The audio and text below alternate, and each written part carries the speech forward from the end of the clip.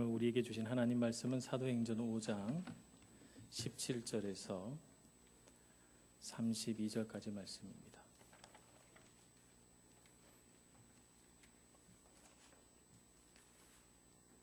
신약성경 195쪽 사도행전 5장 17절에서 32절까지 말씀 봉독하겠습니다. 대제사장과 그와 함께 있는 사람 즉 사두개인의 당파가 다 마음의 시기가 가득하여 일어나서 사도들을 잡아다가 옥에 가두었더니 주의 사자가 밤에 옥문을 열고 끌어내어 이르되 가서 성전에 서서 이 생명의 말씀을 다 백성에게 말하라 하매 그들이 듣고 새벽에 성전에 들어가서 가르치더니 대제사장과 그와 함께 있는 사람들이 와서 공회와 이스라엘 족속의 원로들을 다 모으고 사람을 옥에 보내어 사도들을 잡아오라 하니 부하들이 가서 옥에서 사도들을 보지 못하고 돌아와 이르되 우리가 보니 옥은 든든하게 잠기고 지키는 사람들이 문에 서 있으되 문을 열고 본즉 그 안에는 한 사람도 없더이다 하니 성전 맡은 자와 제사장들이 이 말을 듣고 의혹하여 이 일이 어찌 될까 하더니 사람이 와서 알리되 보소서 옥에 가두었던 사람들이 성전에 서서 백성을 가르치더이다 하니 성전 맡은 자가 부하들과 같이 가서 그들을 잡아왔으나 강제로 못함은 백성들이 돌로 칠까 두려워함이더라. 그들을 끌어다가 공회 앞에 세우니 대제사장이 물어 이르되 우리가 이 이름으로 사람을 가르치지 말라고 엄금하였으되 너희가 너희 가르침을 예루살렘에 가득하게 하니 이 사람의 피를 우리에게로 돌리고자 함이로다. 베드로와 사도들이 대답하여 이르되 사람보다 하나님께 순종하는 것이 마땅하니라. 너희가 나무에 달아 죽인 예수를 우리 조상의 하나님이 살리시고 이스라엘에게 회개함과 죄사함을 주시려고 그를 오른손으로 높이사 임금과 구주로 삼으셨느니라. 우리는 이 일의 증인이요 하나님이 자기에게 순종하는 사람들에게 주신 성령도 그러하니라 하더라. 아멘. 찬양대 찬양으로 하나님께 영광 돌리겠습니다.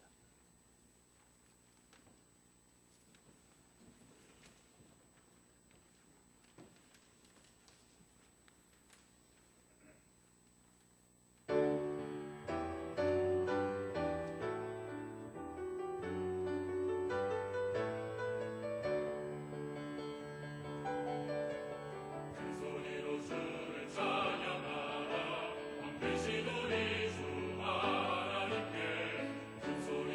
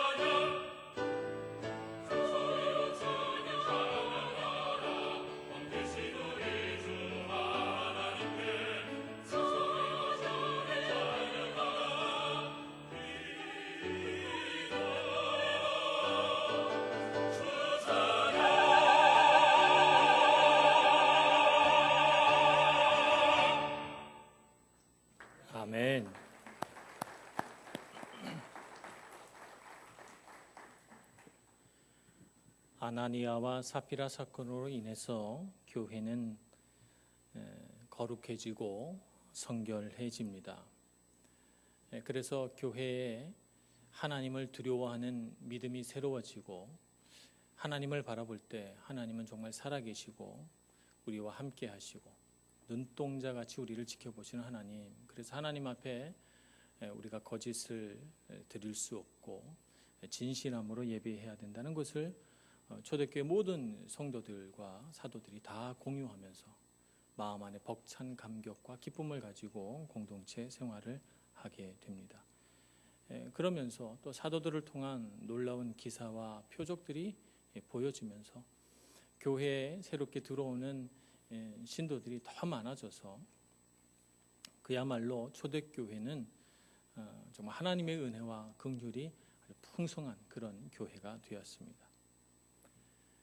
근데 반면에 이렇게 교회가 잘 되고 사도들이 능력을 발휘하면 발휘할수록 그것을 미워하고 시기하는 사람들이 있었는데 그들은 바로 대제사장과 사두개인 당파들입니다. 예수님께서 말씀을 전하시던 시절에는 사두개인들도 등장했지만 주로 등장했던 분들이 이제 바리새인들이 많이 등장했고 율법학자들이 등장했고, 그런데 사도행전에 보면 바리새인이나 율법학자들이 그렇게 많이 등장하지 않아요. 이유는 바리새인들은 무슨 당파를 형성한 건 아니고 말씀을 문자적으로 믿고 철저하게 준수하려고 하는 사람들을 가리켜서 이제 바리새인이다라고 말했지, 그들이 무슨 세력을 만들어서 정치적인 능력을 행사하는 그런 당파가 이루어진 건 아니에요. 그러나 사두개인들은 스스로 자기 자신을 사도계 후예라 일컬으면서 귀족 계층을 형성하고 종교적인 어떤 특권을 그들 스스로 가질 뿐만 아니라 또 사회 정치적으로도 힘을 가지고 기득권을 유지하려고 하는 그런 사람들이었습니다. 그러니 당연히 자신들의 기득권을 유지하려고 하는 어떤 분파 혹은 당파를 형성하고 있었고, 그런 의미에서 보자면 대제사장과 그 여타 많은 제사장들도 사두개인들과 비슷한 그런 경향성을 가지고 당시의 종교, 정치, 사회, 문화 모든 면에서 영향력을 행사하고 기득권을 유지하려고 했습니다. 그러니 그들의 눈으로 볼 때는 사도들과 초대교회가 지금 하고 있는 일들이 얼마나 눈에 가시 같았겠습니까? 그들의 영적인 권위, 그들이 갖고 있는 특별한 영향력을 침해하는 사건으로 그들은 생각했고, 그래서 이 새로 일어난 종교적인 움직임을 무너뜨리기 위해서 사도들을 다시 붙잡아 드립니다. 이것이 베드로와 사도들이 경험한 두 번째 투옥 사건입니다. 이렇게 이야기들 쭉 살펴보다 보면 우리는 사도행전의 주인공은 사도들이고, 이 주인공들을 괴롭히고 주인공들의 반대편에서 대적자 역할을 하는 사람들은 당시의 종교 지도자들을 형성하고 있는 대제사장들과 또 사두개인들이구나 하는 것을 알게 됩니다. 한쪽은 감옥에 가둔 사람들이고 한쪽은 감옥에 갇힌 사람들이고 그렇게 됩니다. 근데 우리 마음은 사도행전을 쭉 읽어가면서 누구에게로 마음이 가요? 사도들에게로 마음이 갑니다. 사도들이 주인공이라고 생각하고 이 성경을 이렇게 쭉 읽어가면 마치 내가 사도가 된 것처럼 사도에게 우리의 마음과 생각이 감정이입이 이렇게 돼서 그들이 이렇게 감옥에 갇혔다라고 하니까 우리는 자연스럽게 우리 마음에 이렇게 드는 생각이 별탈 없이 잘 풀려났으면 좋겠다 이런 생각이 들고, 또 이렇게 감옥에 갇힌 어려운 상황이 됐으니까 하나님께서 도와주셨으면 하는 생각을 하게 됩니다. 또 사도들을 감옥에 가둔 이 대적자들을 바라볼 때는 왜 저렇게 사나, 저렇게 살지 말지 하는 안타까운 마음도 들기도 하고, 또 때로는 왜 이렇게 사도들을 괴롭히고 하나님을 경외하지 않을까 하는 속상한 마음이 들어서 그들이 밉고 싫어지기도 합니다. 자, 그런데 한밤중에 주의 사자가 이 감옥으로 찾아와서 밤에 옥문을 열고 사도들을 꺼내줍니다. 그 이야기까지 우리가 쭉 읽으면 그럼 그렇지 주님께서 우리 베드로와 사도들을 그냥 내버려 두시겠어? 그러면 하나님께서 이렇게 구해주시는구나. 자물쇠도 열지 않고 문이 닫혀 있고 문지기도 다 지키고 있는데도 사도들을 다 꺼내셨으니까 얼마나 놀라운 능력이요 은혜인가 이렇게 생각하면서 참 하나님께서 도우시는구나 우리가 안심이 됩니다. 또 참 잘됐다 하는 이런 생각을 하게 되죠. 그러면서 우리가 그 다음 기대하는 게 뭔가요? 그 다음 우리가 자연스럽게 기대하게 되는 것은 자 이제 감옥에서 풀려났으니까 좀 사도들을 안전한 곳으로 피신시켜 주셨으면 좋겠다. 그들이 좀 당분간 이 유대인들의 눈에 띄지 않게 좀 숨어 지내고 좀 드러내놓고 이렇게 말씀을 전하면서 갈등이 더 깊어지지 않게 좀 당분간 조용히 지냈으면 좋지 않을까 뭐 이런 생각을 하면서 감옥에서 풀려나왔으니 이젠 또 그런 괴로운 일을 당하지 않기를 이렇게 기도합니다. 아니면 예수님께서 말씀을 전하실 때 천사로 예수님을 잡혀가지 않게 보호해 주셨던 것처럼 사도들도 하나님께서 친히 지켜주시고 호위해 주시고 천사들을 보내주시고 뭐 이렇게 하면 좋지 않을까 이런 기대감을 가지고 말씀을 읽습니다만 성경이 말씀하시는 것을 보면 20절에 이렇게 말합니다. 가서 성전에 서서 이 생명의 말씀을 다 백성에게 말하라. 이렇게 주의 천사가 이릅니다. 옥문을 열고 사도들을 감옥에서 꺼내면서 너는 지금 가서 성전에 서서 이 생명의 말씀을 백성들에게 다 말하라 라고 하는 거예요. 그러니까 제가 이 말씀을 좀 알아듣기 쉽게 해석을 한다면 사도들이 어디서 붙잡혀 왔습니까? 솔로몬 행각에서 붙잡혀 왔어요. 솔로몬 행각이 어디냐 하면 예배 제사 드리는 성전 안뜰에 제사 드리는 사람들이 기다리면서 이렇게 왔다 갔다 할 수 있도록 주랑을 쭉 세워놨는데 그게 솔로몬 행각이에요. 거기서 말씀을 전했는데 성전에 가서 말씀을 전하려니까 잡혀왔던 장소로 다시 가라는 거죠. 또 이 생명의 말씀을 다 백성에게 말하라 라고 했으니까 베드로와 사도들이 왜 잡혀왔어요? 생명의 말씀 전하다가 잡혀온 거 아니에요? 그러니까 이 말씀을 제가 해석을 하자면 자 너가 잡혀왔던 그곳으로 다시 가서 너가 잡혀왔던 그 행위를 다시 해서 또 잡혀갈 위험을 무릅쓰라는 거잖아요. 우리는 사도들이 감옥에서 풀려났으니까 좀 안전하게 지내고 좀 잠잠해졌다가 좀 지혜롭게 좀 이들을 대제사장과 사두개인들을 자극하지 않은 채로 그렇게 말씀을 전했으면 좋겠다. 또 감옥에 갇히지 않았으면 좋겠다. 채찍질 당하면 어떡하나. 예수님처럼 십자가에 달려 죽으면 어떡하나. 이런 근심을 가지고 사도들에게 감정이입을 해서 보는데 하나님은 천사를 통해서 말씀하시기를 잡혔던 자리로 다시 가서 또 감옥에 갈 일을 하려는 거죠. 주의 사자가 사도들을 감옥에서 풀어준 이유가 뭘까요? 우리가 한번 하나님의 마음을 생각해 봅시다. 감옥에 갇혀서 고생할까 봐 말씀을 전하고 교회를 섬기고 가르치고 하는 일이 얼마나 피곤한데 감옥에까지 갇혀서 발목 손목에다 착고를 치우고 먹지도 못하고 잠도 못 자고 고생하면 되겠는가? 사도들이 이런 고생은 하지 말아야지 생각하고 풀어주신 게 아닐까?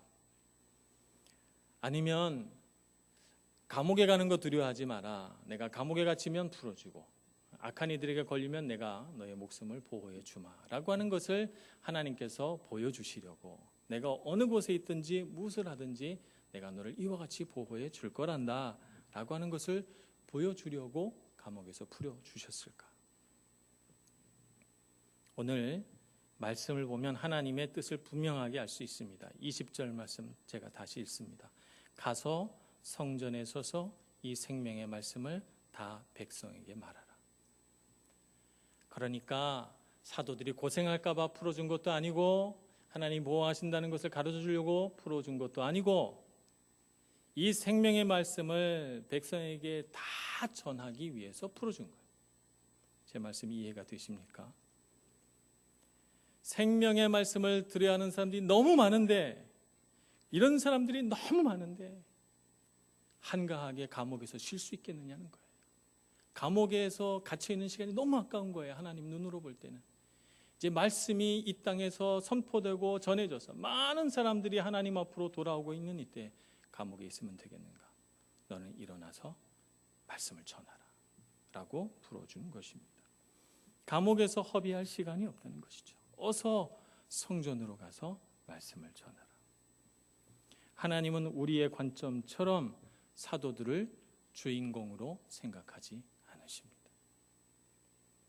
우리는 사도들이 주인공이고 주인공을 괴롭히는 대적자들을 봅니다만, 그러나 하나님의 눈은 사도들을 향해 있는 것이 아니라 하나님의 눈은 복음을 들어야 하는 저 불쌍한 하나님의 백성들, 생명의 말씀이 필요로 하는 이름 없는 수많은 예루살렘 사람들을 보시고 너무 가슴 아프셔서 사도들이 감옥에서 허비할 시간이 없다는 거예요.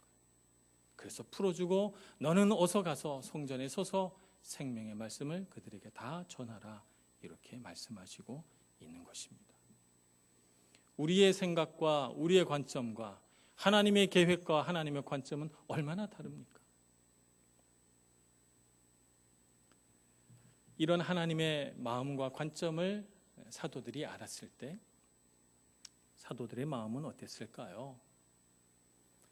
사실 사도들이 이렇게 감옥에 갇히기 전까지 사도들은 정말 놀라운 경험들을 하고 있었어요. 어떤 경험인가 하면 그들이 한 번도 경험해 보지 않았던 형통과 성공에 대한 경험이에요. 사도행전 5장 14절에서 16절 말씀 우리 지난주에 봤습니다만 이렇게 기록하고 있죠. 믿고 주께로 나오는 자가 더 많으니 남녀의 큰 무리더라. 아나니아와 삽비라 사건이 있음에도 불구하고 믿는 자들이 더 많아졌다는 거예요. 심지어 병든 사람을 메고 거리에 나가 침대와 요 위에 누이고 베드로가 지날 때 혹 그의 그림자라도 누구에게 덮일까 바라고 예루살렘 부근에 수많은 사람들도 모여 병든 사람과 더러운 귀신에게 괴로움 받는 사람을 데리고 와서 다 나음을 얻으니라. 예수님은 혈루증 앓는 여인이 예수님의 옷자락을 탁 만져서 병을 나은 적이 있어요. 병이 나은 적이 있습니다. 근데 예수님의 그림자가 한번 지나갔다고 병이 나은 사람은 없어요. 근데 베드로가 이렇게 지나갈 때 그림자만 스쳐 지나가도 병이 나았다는 것이죠. 예수님도 하지 못한 일들을 지금 사도들이 하고 있어요. 예수님보다 더 능력이 있는 일들을 하고 있어서 사람들의 눈으로 볼 때는 아마 예수님보다 더 대단한 사람으로 보여지지 않았을까 하는 생각이 듭니다. 사도들의 마음이 어땠을까요? 이런 하나님의 놀라운 능력과 기적과 형통과 성공의 경험들을 그들이 해나가면서 그들의 마음이 어땠을까요?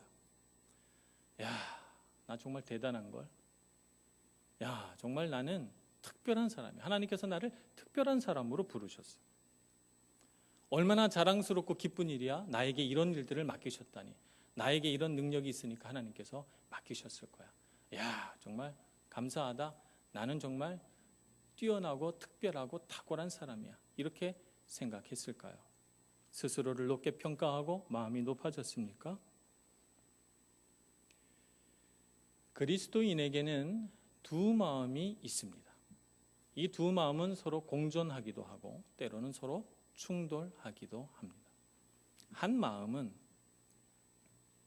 하나님께서 우리에게 능력을 주셔서 이 사도들처럼 세상에서 형통하고 성공하여 높이 올라가고 싶은 마음이 한 마음이고요.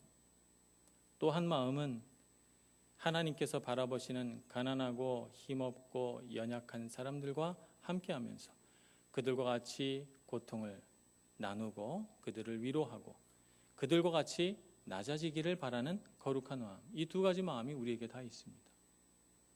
그래서 어떤 때는 이 두 가지 마음이 부딪혀요. 부딪혀서 내 마음이 괴로워지기도 하고요. 어떤 때는 그냥 높아지려고 하는 마음 쪽으로 마음이 막 가기도 하고 때로는 낮아져야 된다는 거룩한 부담감 속에서 낮아지는 길을 택하기도 합니다. 그래서 우리 안에 그 두 가지 마음이 다 있다는 걸 우리가 알게 되죠. 하나님께서 우리 사람에게 원하시는 것이 무엇일까요? 오늘 말씀에서는 이렇게 말씀하십니다. 이 생명의 말씀을 다 백성에게 말하라. 하나님은 그런 두 마음으로 갈등하고 고민하는 우리에게 큰 관심이 없으세요. 죄송하지만. 하나님의 관심은 세상에 하나님의 말씀을 알지 못하여 괴롭고 고단하고 방황하는 사람들에게로 하나님의 눈이 가 있습니다. 우리 안에 내면에서 우리가 막 몰입하고 괴로워하면서 신경 쓰는 우리의 내면에는 하나님께서 그렇게 큰 관심이 없으세요. 오늘 사도들에게 그러셨던 것처럼 말입니다. 하나님의 관심은 잃어버린 영혼에게 가 있는 것이죠. 이런 일이 구약에도 하나 기록이 되어 있습니다. 지난 수요일 날 요나서를 우리가 같이 읽고 예배를 드렸습니다만, 하나님이 요나에게 니느웨로 가서 말씀을 전하라 이렇게 명령을 하십니다. 근데 요나가 그걸 거부합니다. 거부한 이유는요, 니느웨라고 하는 도시는 이스라엘의 철천지 원수 아수르의 수도예요. 이스라엘 백성들과 전쟁을 해서 정말 많은 백성들을 사로잡아가고 많은 사람들을 죽인 원수 국가나 다름없는 이 아수르의 심장, 그 수도에 가서 하나님의 말씀을 전하고 그들을 구원하라고 하니까 요나가 싫은 거예요. 그래서 도망갑니다. 하나님 풍랑을 일으키시고 또 그를 물고기 뱃속에 3일간 집어넣으셔서 그로 하여금 하나님의 명령에 순종하게 하죠. 그래서 하나님께서 요나를 니느웨로 결국 보내십니다. 니느웨로 가서 하나님의 말씀을 전했더니 놀랍게도 이 니느웨 백성들이 전부 다 회개하는 거예요. 베옷을 입고 죄를 뒤집어 쓰고 하나님 앞에 회개합니다. 그래서 하나님이 용서하셨어요. 니느웨 백성들.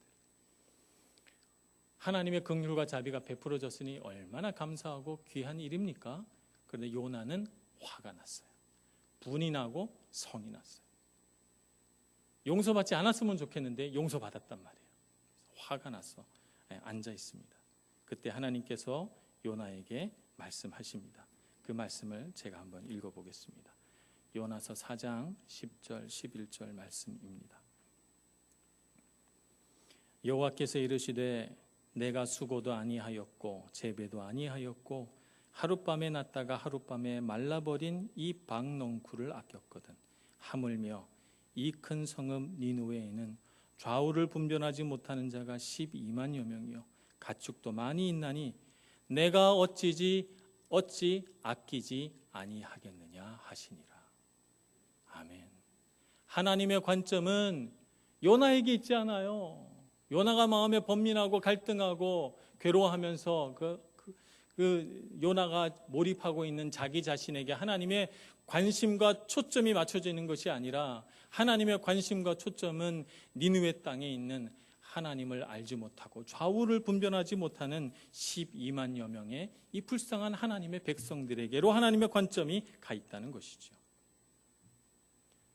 하나님께서 사도들에게 관심이 있을까요? 우리는 사도들을 주인공이라고 생각합니다.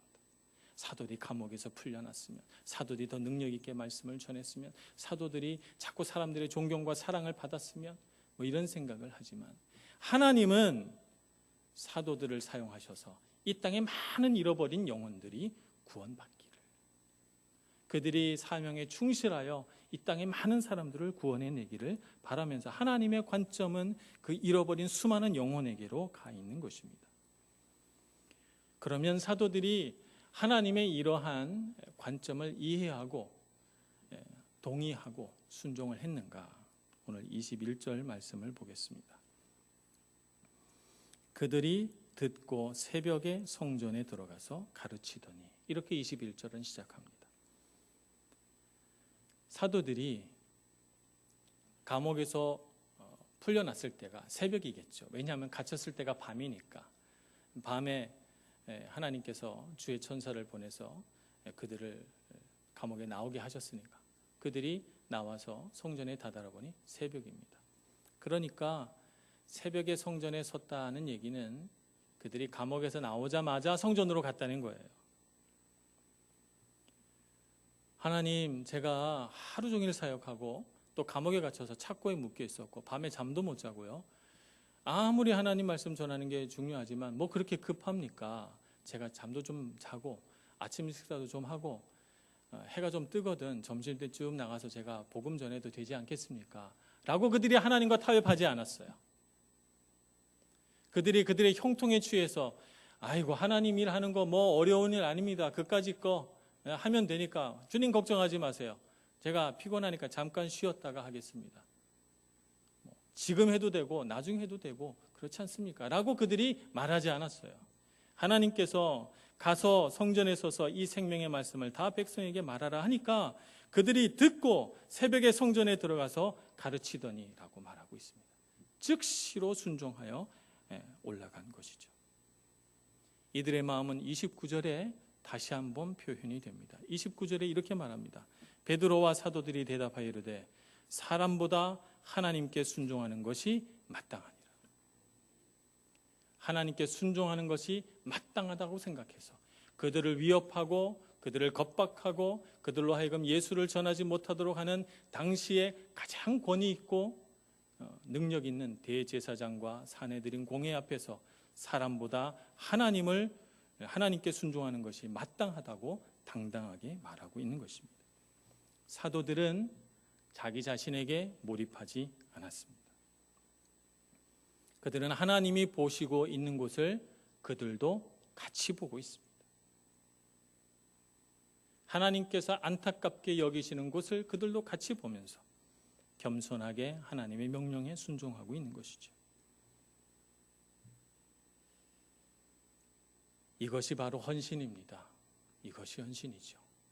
하나님의 말씀을 듣고 흘려듣지 않고 하나님의 말씀을 듣고 들은 즉시로 순종해서 내 자신의 마음에 무엇이 일어나는지 내 자신을 다루느라고 시간을 지체하거나 내 자신의 문제를 가지고 허비하지 않고 하나님이 바라보시는 그곳에 하나님이 뜻하신 그것을 가지고 나아가서 하나님 명령대로 순종하여 생명의 말씀을 가르치는 사도들을 봅니다. 오늘 우리도 그와 같아야 되지 않겠습니까? 너무 우리 자신의 문제 가지고 고민하지 말고 하나님께서 보시는 그것을 우리도 볼 수 있기를 소망합니다. 하나님께서 가라 하면 가고 하나님께서 서라 하면 서고 주님께서 말씀하시면 무슨 일이든지 순종할 수 있는 그런 사람이 될 때 우리에게도 놀라운 능력이 발휘되고 우리에게도 하나님의 크신 은혜가 부어질 줄로 믿습니다. 그러려면 우리에게 꼭 있어야 되는 것이 무엇인가 하면 생명의 말씀이에요. 생명의 말씀이 참 필요합니다. 말씀에는 능력이 있다 우리가 이렇게 말합니다. 하지만 여러분 말씀에 능력이 있다라고 하는 것을 실감하십니까?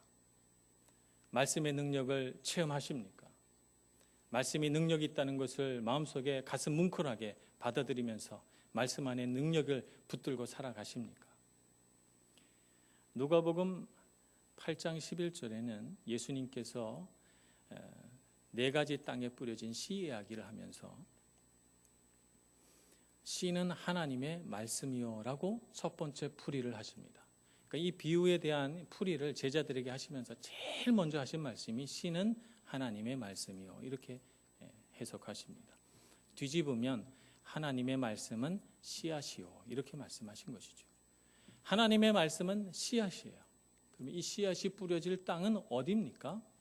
그 다음 해석을 보면 땅은 사람의 마음이다 이렇게 말합니다. 그러니까 그 씨앗이 심겨질 장소가 어디냐면 사람의 마음이에요. 씨앗이 마음에 떨어져서 싹을 틔우면 그러면 생명력을 가지고 막 자라나게 되고 자라나면 열매를 맺게 돼 있습니다. 그런데 씨가 땅에 심겨져서 발아하기 전에 씨앗 모양만 가지고 보면 씨는 살아있는 것 같지 않아요. 죽어있는 것처럼 보여요. 딱딱한 껍질 안에 있으니까 씨앗에 무슨 능력이 있을까? 이게 정말 자라나서 나무가 될까? 싹이 돋을까? 열매를 맺을까?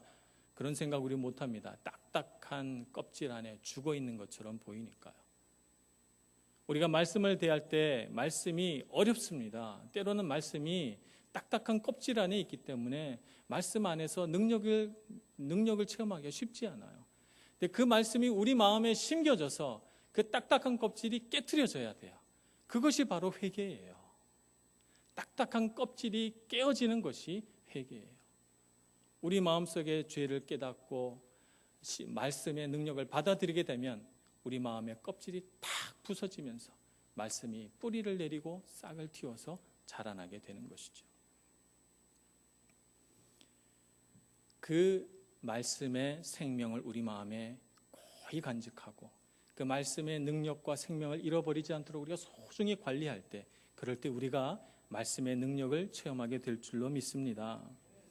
우리가 해마다 하나님의 말씀을 뽑습니다. 약속의 말씀이다 해서 사실은 한국에 한 400여 가지 하나도 겹치지 않는 말씀 중에서 우리 교회 한 300여 가지 말씀을 이렇게 추려서 제가 해마다 갖고 오거든요. 그러니까 우리 교인들 중에 어느 한 사람도 같은 말씀을 뽑은 사람이 없어요. 다 다른 말씀이에요. 말씀을 뽑다 보면 기가 막히게 좋은 말씀도 있지만 어떤 말씀은 살짝 마음이 상할 말씀도 있어요. 뭐야, 나보고 기도가 부족하다고 그러시는 건가? 아, 나보고 좀 헌신을 많이 하라고 그러시는 건가? 이런 생각이 들 때가 있어요. 그래서 이 말씀은 별로 마음에 안 든다, 이런 생각할 때가 있습니까? 말씀이 싹을 틔우지 못하면 딱딱한 껍질 안에 그냥 있으면 말씀이 능력 있는 줄 몰라요. 말씀이 능력 있는 줄 몰라요. 그래서 그 딱딱한 껍질만 가지고 보면 이 말씀이 내 삶에 무슨 능력이 있나 이렇게 생각하면 한 해가 그냥 지나가요. 하나님께서 분명히 씨앗을 주셨는데 그 씨앗을 마음에 심고 그 딱딱한 껍질이 깨져서 자라나게 해야 되는데 딱딱한 껍질 그대로 이게 무슨 능력이 있을까 생각하면서 마음에 심지 않고 그냥 손에 들고 있으니 아무 능력도 없지요. 가슴에 심어야죠. 가슴에 심고 하나님이 나에게 주신 말씀, 주님 이 말씀이 싹이 나서 자라게 해 주옵소서 이렇게 생각하고 그 말씀이 자라나도록 하나님께 간구하면 그 말씀이 놀라운 능력의 말씀이 될 줄로 믿습니다. 시편 119편 105절에 보면 주의 말씀은 내 발의 등이요 내 길의 빛이니이다 이렇게 말씀합니다. 어떤 말씀은 나에게 분별력을 주는 말씀이 있어요. 길을 잃지 않게 하시려고. 그래서 어떤 말씀은 붙들고 내 가슴에 심으면 내가 갈 길을 알려줍니다. 어떤 말씀은 내 가슴에 심으면 한 해 동안 속상하고 낙심하고 괴로운 일이 많은데 이 말씀이 가슴에 심겨짐으로 소망을 잃지 않고 힘을 얻게 되고 위로를 받는 그런 말씀도 있어요. 어떤 말씀은 내 마음 안에 심으면 처음에 심을 때는 하나님이 날 책망하시나 이렇게 생각할 때도 있지만 그러나 그 말씀이 나의 연약한 부분을 치유하고 회복시켜서 나로 하여금 자라나게 하는 지혜와 능력의 말씀이 되는 줄로 믿습니다. 말씀을 가슴에 심으시기를 바랍니다. 절대로 딱딱한 껍질 그대로 손에 쥐고 있지 마시고 마음 깊이 심고 그 약속의 말씀이 자라날 때까지 끈기 있게 기도하시고 하나님의 말씀을 품으면 그 말씀이 생명의 말씀 되는 줄로 믿습니다. 올 한 해 우리가 그 말씀의 능력을 경험하는 한 해가 되기를 원합니다. 우리 교회 안에 많은 분들이 달달이 그 달의 말씀을 이렇게 다 지출하실 때 사실 제가 믿음이 많이 부족해서 올해 달달이 하나님의 말씀을 읽자 할 때는 한 6월쯤 지나가면 이 말씀 카드 제출하시는 분이 한 절반으로 줄어들고 연말 되면 한 10명 이내로 줄어들지 않을까. 그러면 선물 준비하는 값이 조금밖에 안 들겠다 이렇게 생각을 하면서 제가 아주 여유만만하게 성경 읽자고 이렇게 말씀을 드렸는데 지금 7월 말이 됐는데 여전히 20명 30명이 제출을 하세요. 제가 살짝 두려워지기 시작했어요. 연말에 선물비 엄청나게 나올 것 같은데 이런 생각이 드는 거예요. 행복한 고민이죠. 말씀을 붙들고 말씀을 심고 있으니 얼마나 감사해요. 어떤 분은 로마서 제가 7월 말에 카드 내드렸는데 지난주에 벌써 제출했어요. 로마서 다 읽어가지고. 제가 감동받았습니다.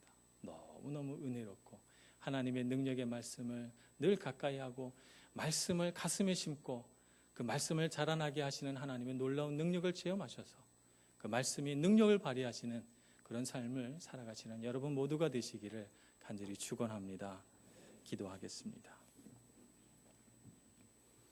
하나님 아버지, 우리에게 주님을 바라보는 눈을 허락하여 주시옵소서. 더 이상 우리 자신을 바라보고 우리 내면을 바라보는데 시간을 허비하지 않게 해주시고, 하나님이 보시는 그것을 우리도 보며 주님께서 계획하시는 그것을 우리도 우리의 계획으로 삼으며 주님 말씀에 순종하여 주님의 뜻 이루어 드리는 저희들 모두가 다 되게 하여 주옵소서. 예수님의 이름으로 기도합니다. 아멘.